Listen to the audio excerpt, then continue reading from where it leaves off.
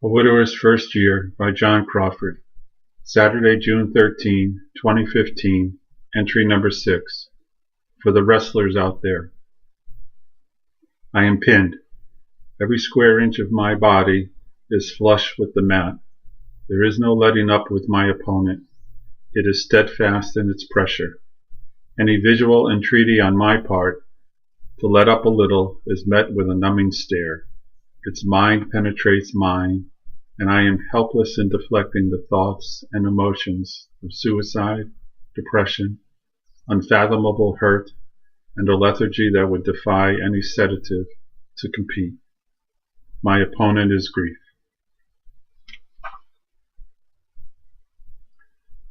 Saturday, June 14, 2015. Entry number 7.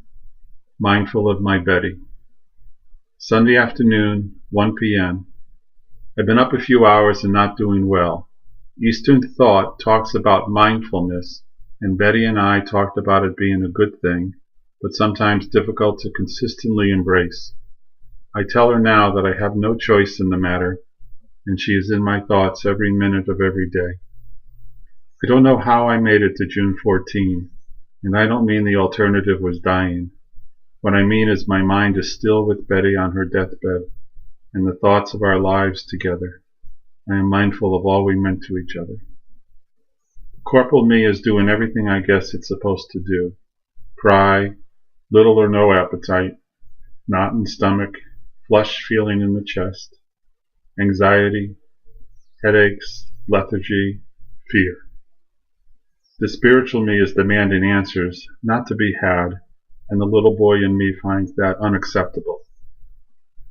The boy inside me never tired of coming out to play when Betty called. We met in the winter, and the lightly packed snowballs flew every which way, missing their target.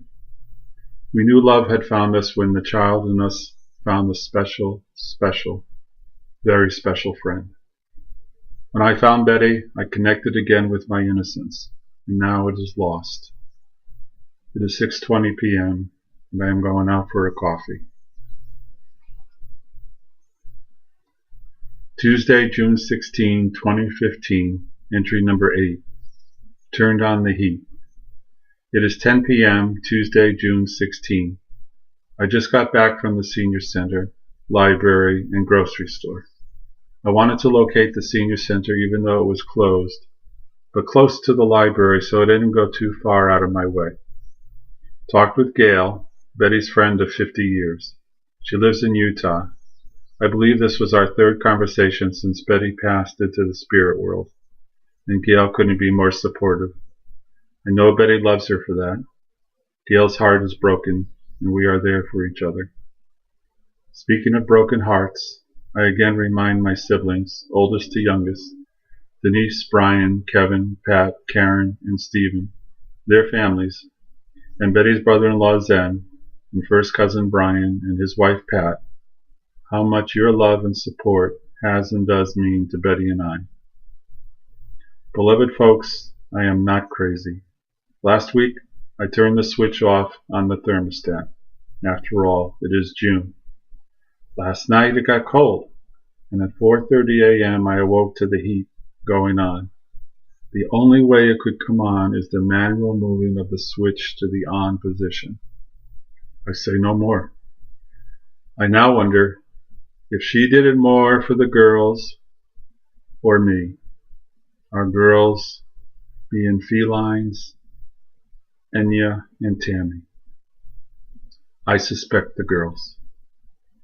Love and peace, John.